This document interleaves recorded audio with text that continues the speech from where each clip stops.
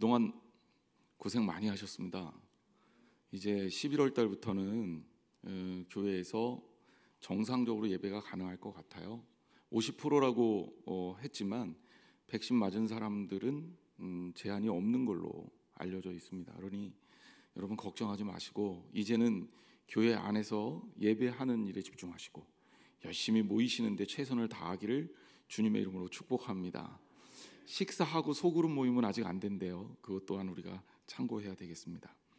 그리고 광고가 나갔지만 여러분 속회에 변동 필요하신 분들은 말씀해 주시고 특히 내년부터는 부부 속을 좀 적극적으로 운영하려고 합니다. 그래서 우리는 모일 때 남성 속회, 여성 속회 이렇게 따로 모이는데 부부가 같이 모였으면 좋겠다 원하시는 분들은 부부 속을 모이기를 신청해 주시기를 바랍니다.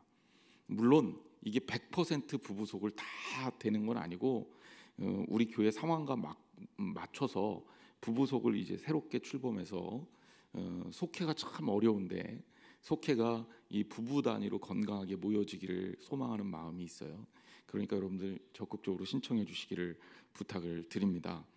그리고 이제 11월 달부터는 교회 모든 예배가 온전하게 하나님께 드려질 수 있도록 기도하고 노력해 주시고 애써 주시고 전도도 더 열심히 해주시기를 주님의 이름으로 부탁을 드립니다. 그렇게 하실 거죠? 네. 영상을 좀 하나 사진 띄워주세요. 예. 이 남자 뭐 하는 것 같습니까?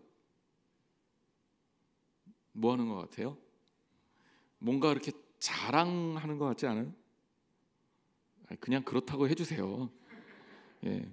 자랑이라고 치면 나오는 사진입니다. 잠깐 시간을 좀 드릴게요. 제가 이번 주에 여러분들의 삶 속에서 뭔가 자랑할 일이 있으면 한번 떠올려 보시겠어요? 예. 그리고 자랑할 일이 있으면 목사님 저는 혼자만 자랑하기는 좀 그런데 제가 자랑하겠습니다. 그러면 손 들고 나오세요. 자랑할 기회를 드릴게요. 예. 물론 쑥스러워서 안 하시리라고 생각을 했습니다. 자, 그러면 내 자랑 말고요. 우리 교회 자랑 좀 한번 생각했으면 좋겠어요. 우리 한양제일교회는 만약에 여러분들이 자랑한다면 무엇을 자랑하겠습니까? 이럴 때 고민이 많아지면 안 되는데 옆에 분한테 한번 우리 교회 자랑 좀 한번 해보시겠어요?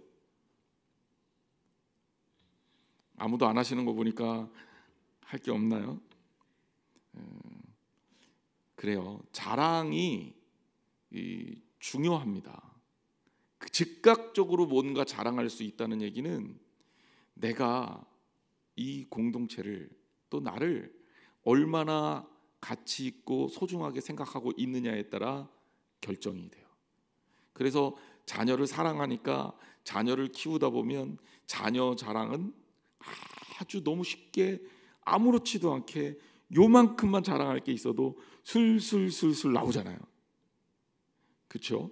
그만큼 자랑이 한편으로는 우리들의 일상인 거예요. 근데 자랑이 과하면 또 욕도 먹죠. 자, 그러면 문제의 질문을 좀 이렇게 바꿔볼게요. 여러분 자랑이 많은 사람이 되고 싶으세요? 자랑할 게 없는 사람이 되고 싶으세요? 그렇죠? 자랑할 게 많은 여러분들 되기를 주님의 이름으로 축원합니다. 교회도 그래요. 교회도 자랑할 게 많은 교회가 되어야 합니다. 우리 한양제일교회가 주 안에서 자랑할 것이 가장 많은 교회가 되기를 주님의 이름으로 축복합니다. 그래요. 자, 우리만 자랑했으면 제가 오늘 말씀을 이렇게 시작을 안 할 거예요. 근데 사도 바울이요 자랑을 열심히 했습니다. 어떤 자랑을 했냐면 첫째는 오늘 본문에 보면 데살로니가 교회 자랑을 열심히 했고요. 또 예수님 자랑을 그렇게 신나게 했습니다. 바로 바울이 자랑했던 교회, 자랑하는 데 있어서 조금의 찔림도 없는 교회, 그 교회가 바로 데살로니가 교회였습니다. 자, 우리 아까 교회 자랑을 생각했지만 우리 교회를 자랑할 때 여러분 머릿속에서 어떤 것들을 떠올리셨습니까? 교회 시설, 우리 교인들, 예산, 또 혹은 뭐 기타 등등 외적인 것들, 우리가 자랑할 때 이런 것들을 많이 자랑해요. 근데 성경에 의하면 이런 것보다 더욱더 본질적인 측면에서 자랑할 것들을 일깨워주고 있습니다. 특히 오늘 바울이 데살로니가 교회를 향해서 자랑했던 그 내용을 우리가 생각하면서 오늘 우리가 진짜 자랑해야 될 것들이 무엇인지, 그리고 진짜 자랑해야 될 것들을 우리가 만든다면 교회가 진짜 교회다워지는 거거든요. 바로 우리가 세워야 할 것들은 무엇인지를 말씀을 통해서 살펴보도록 하겠습니다. 먼저 데살로니가 후서 1장 4절에 보면 바울이 이렇게 얘기해요. 그러므로 너희가 견디고 있는 모든 박해와 환난 중에서 너희 인내와 믿음으로 말미암아 하나님의 여러 교회에서 우리가 친히 자랑하노라. 자, 여기 보면 하나님의 여러 교회에서 우리가 친히 자랑한다 그랬어요.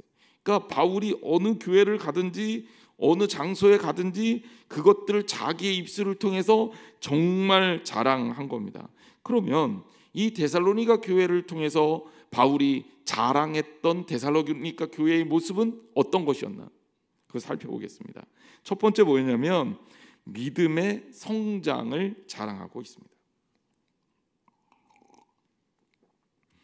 자, 데살로니가 1장 후서 1장 3절에 보면 이런 말씀으로 시작합니다. 형제들아, 우리가 너희를 위하여 항상 하나님께 감사할지니 이것이 당연함은 너희의 믿음이 더욱 자라고 너희가 다 각기 서로 사랑함이 풍성함이니 라고 얘기하고 있어요. 자, 근데 첫 번째 바울의 자랑이 뭐였냐면 믿음이 자라는 것들, 즉 믿음이 그것도 더욱 자랐다라는 겁니다. 데살로니가 교회는 바울이 2차 전도 여행을 하면서 설립한 교회입니다.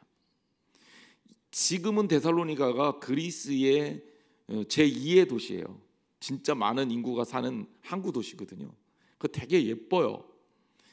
하지만 그 당시에는 그리스 쪽보다는 마게도니아에 속했던 대도시입니다. 그 당시에도 엄청난 인구가 살고 있었고요.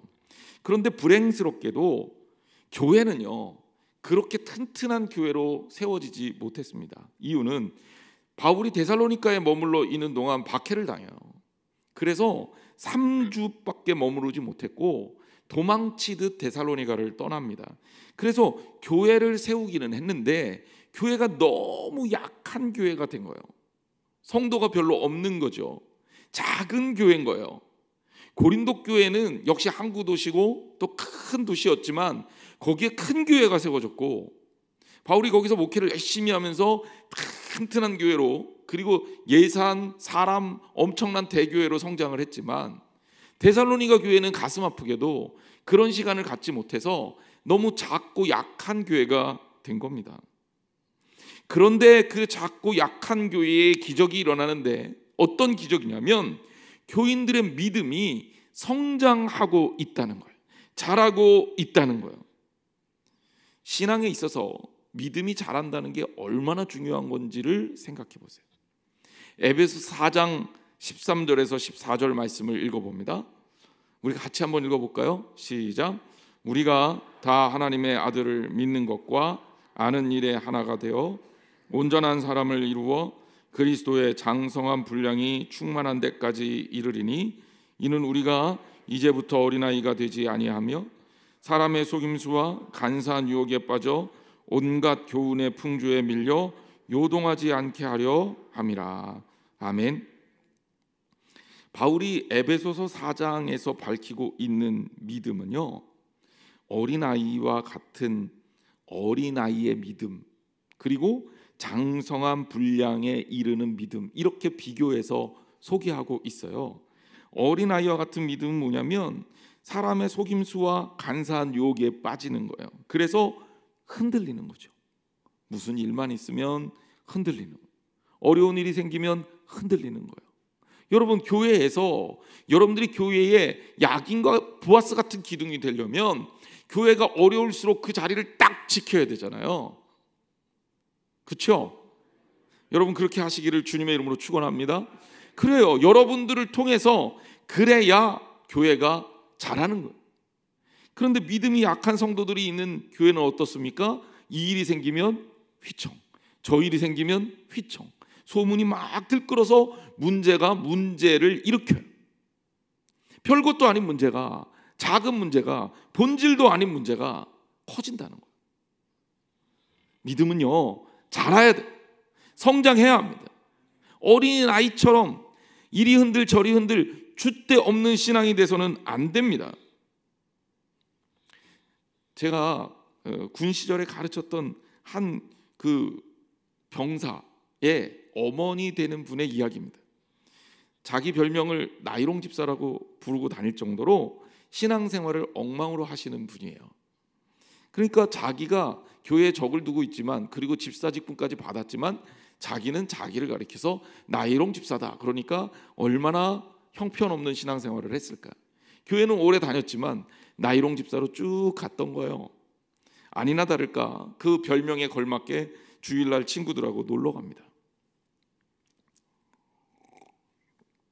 근데 친구들하고 놀러 갔는데 친구들이, 야, 내가 아는 용한 점장이가 있는데 한번 점을 치러 가자, 얘기가 나온 거죠. 우리나라 사람들 연초에 점 치는 거 좋아하잖아요. 내년의 운세 이런 거 궁금해 하시나요? 올해는 그런 거 궁금해하지 마세요. 내년의 운세는 운세가 아니라 내년은 반드시 좋습니다. 왜? 우리 하나님이 우리와 함께 하시기 때문이죠. 그거는 점이 아니라 믿음이에요. 근데 이 나이롱 집사님은 또 마음이 혹하는 거예요. 믿음이 한 개도 없으니 어떻게 되겠습니까? 그래서 또 친구들하고 점집에 어울려 들어가요. 근데 이 점쟁이가 갑자기 화를 벌컥 내면서, 여기 예수 믿는 사람이 왜 왔어? 너 때문에 점괘가 안 나와. 누군지 모르지만 나가. 친구들이 이 나이롱 집사를 지적을 하는 거예요. 야, 너 나가래. 이 나이롱 집사가 얘기하는 겁니다. 아니, 나는 그럴 리가 없다. 나는 교회에 적을 두고 있지만 나이롱 집사야. 나 때문에 점괘가 안 나온다니. 나는 믿음이 1도 없는데. 그런데 놀랍게도 결국은 이 집사님이 자기 때문에 점괘가 안 나온다니 어떡합니까? 그래갖고 나갔대요. 자기 나가 있더니 점괘가 나가자마자 기가 막히게 딱 나오더라고요. 이 집사님이 깨달은 거죠. 아, 나이롱 집사도 하나님이 함께 하시는구나. 나 하나님의 백성 맞구나. 그래서 회개하고 나이롱자를 떼고 신실한 집사님으로 바뀌었다는 이야기가 있어요. 여러분, 신앙이 자라야 돼요. 언제까지 그렇게 계속 아이고 어떡하나, 저 집사님 어떡하나, 저 권사님 어떡하나, 이런 걱정거리가 되면 되겠습니까?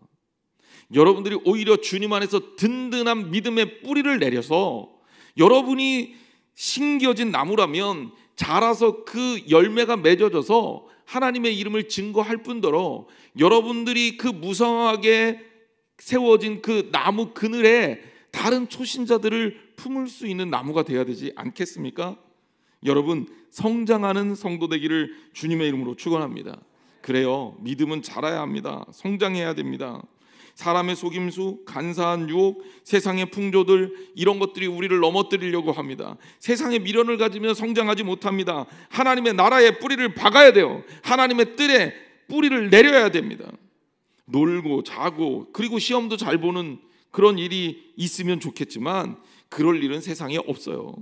머리가 아무리 좋아도 공부 열심히 해야 성적이 나옵니다. 그런데 세상의 이치가 그러할진데 신앙은 더하죠.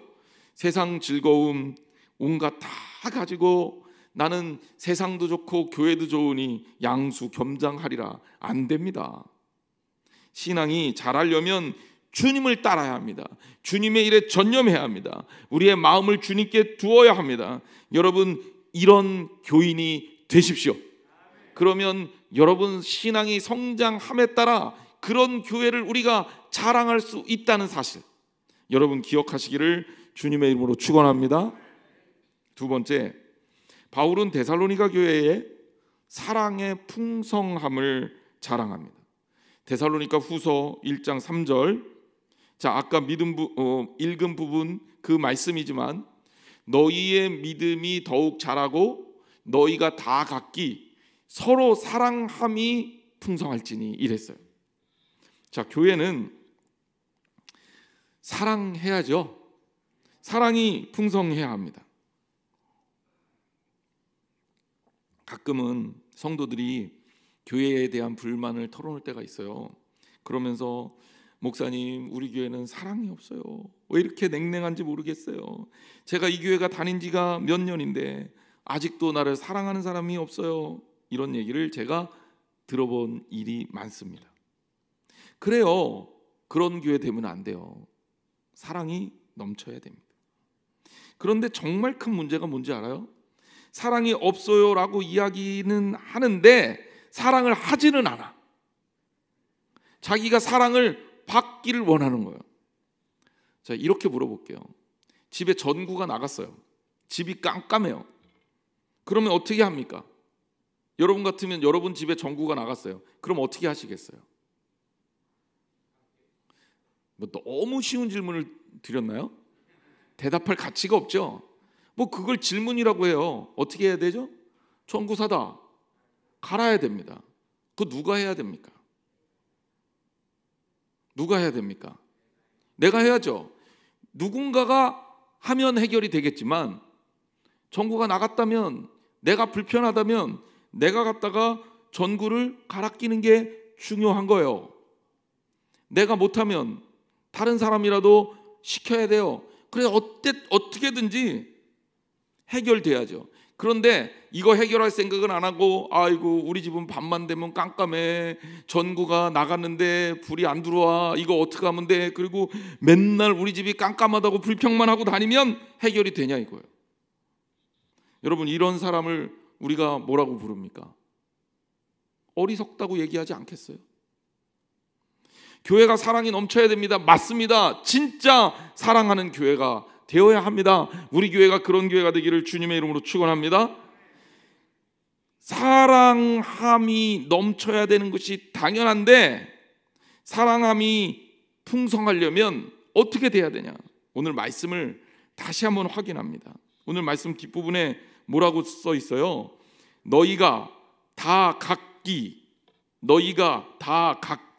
서로 사랑함이 풍성하다. 교회라는 공동체의 사랑이 풍성하려면 한 사람 한 사람이 뭐가 풍성한 거예요? 사랑함이 풍성한 거예요. 서로 사랑함이 풍성한 거예요. 일방적으로 주는 사랑 없어요. 사랑 받으려면 사랑해야 합니다. 그리고 사랑하면 사랑받는 거예요. 누군가가 사랑하니까 그 사랑을 누가 받는 거겠죠. 그러니까 사랑은 끊임없이 주는 겁니다. 사랑은 일방통행이에요. 사랑은요, 계속 주면 누군가가 받아지게 돼 있어요. 주기만 하세요. 받는 사람은 자동으로 생기는 겁니다. 어렸을 때 제가 읽었던 책에 오성과 한음이라는, 이 오성 이항복과 한음 이덕형의 어린 시절을 써놓은 그런 책을 읽었던 기억이 납니다. 뭐 다른 얘기들 뭐 애매하게 기억이 나는데 이 이야기는 비교적 제가 굉장히 인상적이었나 봐요. 40년이 지났는데도 제가 기억을 하고 있으니까. 물론 이제 원문이 어떻게 됐는지 정확하게 모르지만 제가 제 머릿속에 있는 이야기를 끄집어내서 대충 각색해서 여러분들에게 들려드리겠습니다. 오성 이항복, 아주 유명한 충신이죠.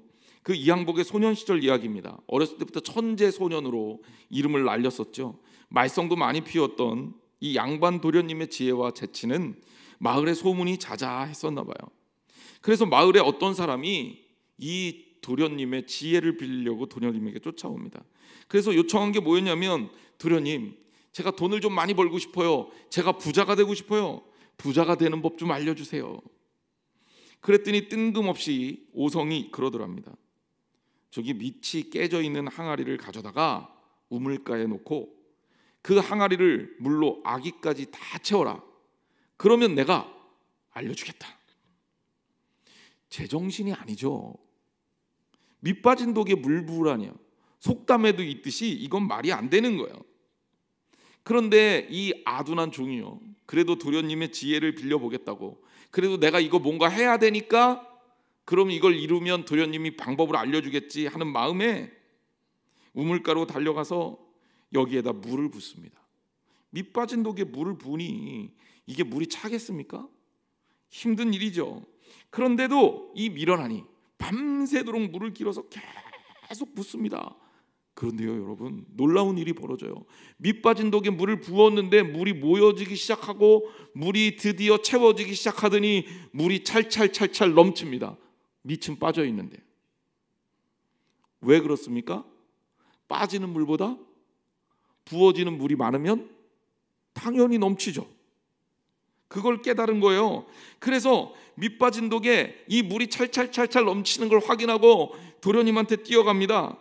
도련님, 드디어 내가 밑 빠진 독에 물을 넘치도록 했습니다. 이제 제게 어떻게 하면 부자가 될 수 있는지, 어떻게 하면 성공할 수 있는지를 알려주세요. 그랬더니 이 오성 이항복이 그렇게 이야기를 했답니다. 밑 빠진 독에 물을 붓는 것도 물을 많이 붓고 열심히 노력하니까 되지 않냐. 네 인생도 열심히 최선을 다해서 노력하고 끊임없이 노력하면 아무리 어렵고 힘든 여건 속에서도 이룰 수 있다. 기가 막힌 대답 아닙니까?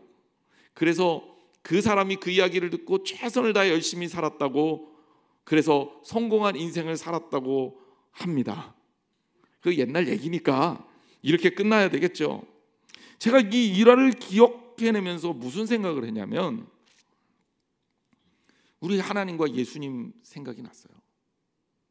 밑 빠진 독에 물 붓는 존재를 바보라고 우리는 얘기합니다. 그런데 우리 인간이라는 존재가 때로는 밑 빠진 독 같아요.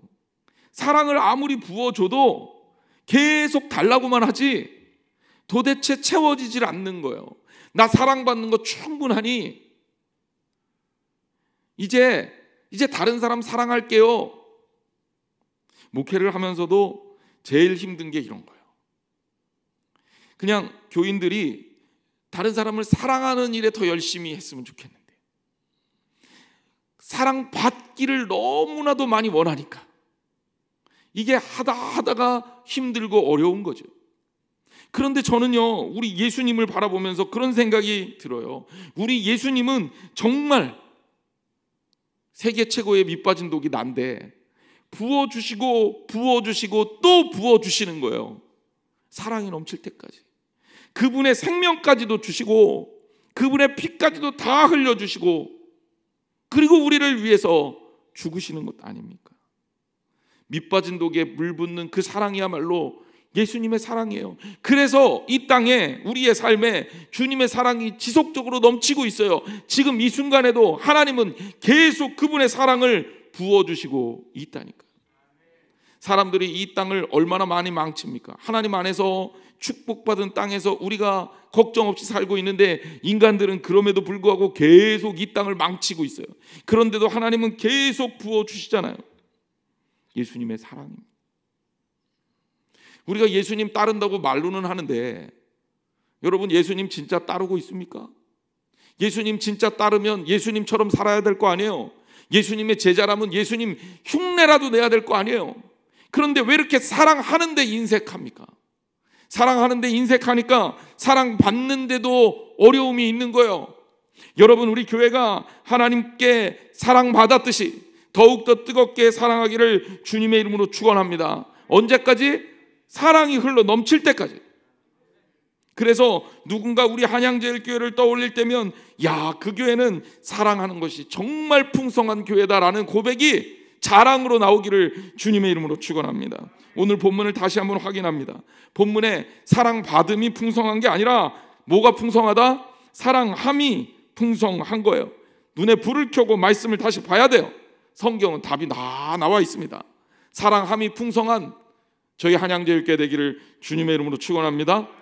세 번째, 바울이 자랑한 데살로니가 교회의 인내와 믿음입니다. 4절 말씀 볼게요. 그러므로 너희가 견디고 있는 모든 박해와 환난 중에서 너희 인내와 믿음으로 말미암아 하나님의 여러 교회에서 우리가 친히 자랑하노라. 제가 설교하면서 가끔 했던 이야기입니다. 인내하고 믿음은 짝꿍이다, 그런 얘기를 했죠. 이 중요한 두 가지 키워드를 성경도 묶어서 쓰고 있습니다. 왜? 믿음이 있어야 인내도 가능하기 때문에 그래요. 인내할 수 있다는 건 믿음이 있다는 거예요. 자, 엄마가 나가면서 아이한테 이야기합니다. 얘야, 엄마 잠깐 나갔다가 올게. 집에 있는 과자 먹지 말고 조금만 참아라. 내가 좋아하는 고기 해줄게. 그런데 아이가 엄마를 얼마나 믿고 있느냐에 따라서 태도가 바뀝니다. 예를 들어 볼게요. 첫 번째 아이는 엄마의 말을 그대로 믿을 수 있는 아이예요. 엄마를 믿고 있어요. 왜냐하면 우리 엄마는 한 번도 고기 해준다 그러고 고기를 안 해준 적이 없어요. 그러니 내가 과자를 안 먹고 조금만 참으면 고기를 풍성하게 먹을 수 있다라는 생각에 참습니다. 그런데 두 번째 아이는 엄마를 의심합니다. 우리 엄마는 나한테 고기를 해준다 그러고 해준 적이 없어요. 맨날 들어와서 어머 까먹었다, 다음에 해줄게, 내일 해줄게, 그 다음날 되면 또 내일 해줄게, 맨날 그랬단 말이에요. 그럼 그 아이는 과자를 먹을까요? 안 먹을까요? 먹죠. 왜? 엄마 못 믿으니까. 지금 내 눈앞에 있는 거 해결하는 게 나한테 이득이라고 판단하는 겁니다. 자, 제가 믿음과 인내가 어떻게 작동하는지를 예화로 말씀드린 거예요. 예수님이 다시 오시겠다고 했습니다. 우리 그 예수님 믿죠? 혹시 안 믿으세요? 믿죠? 믿으면 어떻게 합니까? 기다릴 수 있어요? 없어요? 기다릴 수 있죠. 그러니까 인내라는 게 다른 게 아니라 기다리는 거란 말이에요. 자, 코로나가 끝날 것을 우리는 믿었어요. 그리고 기다렸어요. 다시 예배 시간에 모일 수 있다고 생각했습니다. 그러면 기다리는 동안에 힘들었지만 신앙 잘 가지고 견뎠잖아요. 여러분 얼마나 고생 많이 했습니까? 교회가 있는데 교회 예배를 드리지 못해. 찬양을 하고 싶은데 찬양을 못해. 이게 말도 안 되는 일이 우리 눈앞에서 벌어졌단 말이에요. 그럼에도 불구하고 우리가 견뎠기 때문에 다시 하나님 앞에 모여서 예배할 수 있는 겁니다. 그러면 우리가 이때부터 더욱 뜨겁게 하나님 앞에 예배해야죠. 내일 1일이 월삭기도회입니다. 여러분 하나님 앞에 감사함으로 모이시는 저와 여러분이 되시기를 주님의 이름으로 축원합니다. 그래요, 믿음은, 신뢰는 인내를 동반하게 돼 있어요. 그러니 여러분 어떤 일이 있더라도, 어떤 환난 가운데 있더라도 주 하나님을 신뢰하고 믿으시기를 주님의 이름으로 축원합니다. 왜? 우리 하나님은 살아계시거든요. 초대교회 때를 생각해 봅시다. 수근거리고 뒷담하고 욕하고 박해하는 사람들이 있었어요. 데살로니가 같은 경우는 더 했어요. 선교여행 때 바울이 피해서 도망을 한 걸 보면 우리는 그 상황을 짐작할 수 있지 않습니까? 그런데 데살로니가 교회 이런 분위기 속에서 신앙생활하기가 얼마나 어려웠겠습니까? 그런데 견뎌요, 참아요, 인내합니다. 그래서 바울이 데살로니가의 인내를, 그 믿음의 인내를 축복하고 심지어 자랑하는 거예요. 예레미야 때 예레미야 선지자가 이렇게 고백합니다. 예레미야 10장 19절에 보니까 이런 고백이 있어요. 슬프다 내 상처여, 내가 중상을 당하였도다. 그러나 내가 말하노라, 이는 참으로 고난이라, 내가 참아야 하리로다. 중상을 당했다, 뭐 사고가 났다는 얘기가 아니에요. 마음속에 엄청난 상처를 당했다는 거예요. 예레미야 억울합니다. 왜? 예레미야는 하나님 말씀하라 그래서 말씀 그대로를 전한 거예요. 그런데 백성들도 싫어하고 왕도 듣기를 싫어해요. 하여튼간 옳은 얘기를 하면 싫어요. 그런데 하냐냐라는 거짓 선지자는요, 백성들 비율을 슬슬 맞춥니다. 왕이 듣고 싶어하는 말만 전합니다. 하나님하고는 상관없어요. 인기가 나날이 올라갑니다. 예레미야 마음에 너무나도 가슴이 아픈 거예요. 상처가 생긴 거죠. 하지만 예레미야는 고백합니다. 이는 참으로 고난이라, 내가 참아야 하느니라. 여러분 신앙이 제대로 서 있기 때문에 데살로니가 교회 참을 수 있었고요, 신앙이 제대로 서 있었기 때문에 예레미야도 견딜 수 있었습니다. 여러분 신앙이 흔들리지 않는 든든한 신앙을 소유하시기를 주님의 이름으로 축원합니다. 인내하지 못하는 걸 보면 신앙이 없는 거예요. 이리 흔들 저리 흔들 불안하고 걱정하고 근심하고 그러지 마세요. 주님이 살아계시고 내가 주님을 믿으면 흔들림 없는 신앙을 가질 수 있습니다. 데살로니가 교회의 인내와 믿음을 배우시기 바랍니다. 그래서 우리 교회가, 여러분 한 사람 한 사람이 주님의 이름으로 아름답게 서기를 주님의 이름으로 축복합니다. 우리가 데살로니가 교회를 바울이 자랑한 얘기를 했습니다. 마무리를 하면서 다시 한번 반복합니다. 무엇을 자랑했습니까? 첫 번째, 믿음의 성장. 믿음은 어떻게 해야 된다? 자라야 된다 이거죠. 두 번째, 풍성한 사랑. 사랑함이 풍성했다. 더 열심히 사랑해야 됩니다. 세 번째 뭐예요? 믿음의 인내. 인내하는 신앙을 가져야 된다. 여러분, 교회를 자랑할 때 여러분이 무엇을 떠올렸습니까? 적어도 우리 한양제일교회는요, 다른 것 말고 교회의 본질을 자랑해요. 우리 안에 역사하시는 하나님을 자랑해야 돼요. 우리 교회가 다른 사람들에게 어떤 교회로 알려지기를 저는 소망하냐면, 적어도 이 데살로니가 교회처럼 우리 한양제일교회 출석하고 말씀 듣고 신앙생활하면 신앙이 자라더라. 우리 한양제일교회에서 성도가 돼서 신앙생활을 하면 사랑이 넘치는 사람으로 바뀌더라. 그리고 정말 어떤 어려움이 있더라도 그 교회는 흔들림 없이 잘 견딜 뿐더러 걱정 없이 모든 어려움을 이기더라. 이런 자랑하는, 이런 자랑스러운 우리 한양제일교회 되기를 주님의 이름으로 부탁을 드립니다. 화려한 대도시에서 소외되어 온갖 박해와 핍박 속에 어려움에 처한 아주 작은 교회였지만 조용하게 믿음을 지켰고 신앙이 자라고 사랑하는 것이 풍성하며 온갖 어려움을 이겨내며 인내했던 데살로니가 교회를, 그리고 그 교회의 모습이 너무 감격스럽고 너무 사랑스러워서 바울이라는 목회자가 다른 어떤 곳에 가더라도 데살로니가 교회를 입에 달고 사는 거예요. 야, 그 교회 진짜 멋있더라, 진짜 훌륭하더라, 이런 얘기를 고백하고 간증하는 바울의 모습을 떠올려 봤어요. 우리 교회가 그런 교회가 됐으면 좋겠다. 제가 그러면 소원하는 것이 없겠다. 그럴 정도로 우리 한양제일교회는 반드시 그런 교회가 되어야 할 줄 믿습니다. 다른 무엇보다도 신앙의 부산물 말고, 야, 거긴 진짜 시설 좋더라, 거기는 진짜 교인들이 돈이 많더라, 거기는 진짜 목사가 유명하더라, 이런 거 말고 진짜 교회의 본질, 이것이 자랑거리가 되는 교회가 되기를 소망합니다. 여러분, 그런 성도가 돼서 우리 이제 아름다운 교회를 세우기를 주님의 이름으로 축원합니다. 기도하겠습니다. 아버지 하나님, 우리가 무엇을 자랑해야 할까요? 진정으로 하나님이 기뻐하시는 것을 자랑하기 원합니다. 믿음이 성장하기를 소망합니다. 사랑함이 넘치기를 소망합니다. 어려운 일을 이겨내는 인내가 있기를 소망합니다. 그래서 그것을 통해 진정으로 자랑스러운 한양제일교회를 이루기를 소망합니다. 주님 동행하여 주옵소서. 예수님의 이름으로 간절히 기도했습니다. 아멘.